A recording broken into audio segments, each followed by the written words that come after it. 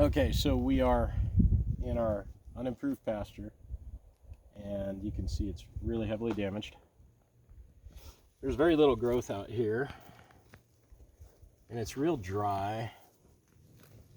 And then of course this is basically bare soil, and that's the enemy of regenerative agriculture. But our goal is to bring cows up here, and they're going to do a bunch of things, but the one thing I want to talk about right now is, if you look here really closely, there's some cracks. And if I brush this, you see I get a little bit of powder on my finger.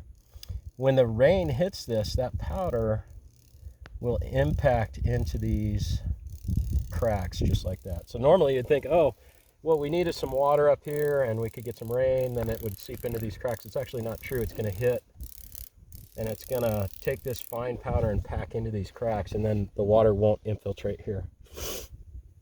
What it's going to do, the water's just going to keep trickling all the way down here. And then this one combines with this one. You can see there's a lot of runoff right here. Comes down, we got erosion back in here. And this little plant's just barely surviving.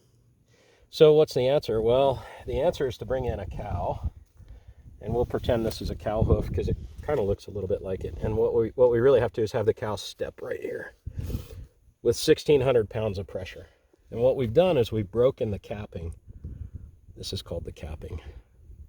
And so we broke through it, and what we have is a really soft, permeable area.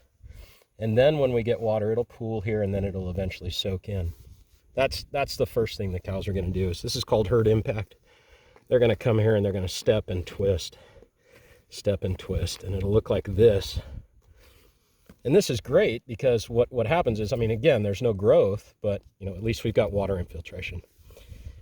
The other key component that they're going to do that would never happen up here without managed grazing is they're going to put a manure paddy, potentially over the top of that or nearby or something, which brings some nutrients up here. Because if you look around me, this place is basically void or becoming void of any nutritional capacity. It just can't hold it. The rain is hitting and washing off. It's taking all the topsoil with it.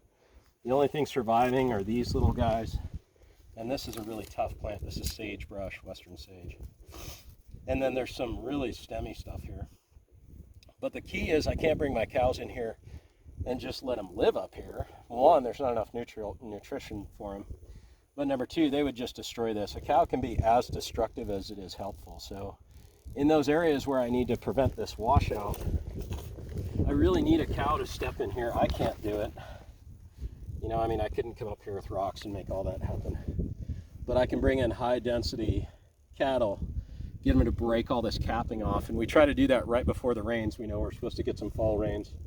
I know there's a drought, but it will rain eventually.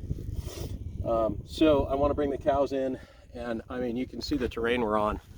If you can pan out, look at this terrain behind me. Bringing cows in here on a temporary basis where we're running electric wire, we do it. We've done it just the other day. We set up a cell on a hillside. If you look at this hillside over here, there's actually cattle grazing just 2 hills over, and it's backbreaking all day work trying to get electric up here. They need to have a water source, and then we bring them in and they do high density, high impact soil impact with what we call herd impact, so herd effect. So that's the key to regenerating this. And then if you look at this, you say, well, this is interesting. What is this land good for? Well, basically cattle. You couldn't grow soybeans here if you wanted to, not in a million years. So we have all this extra space in the United States. We got tons of atmospheric carbon, and we're degrading and eroding at a rapid rate. So we have to have cattle on our hillsides.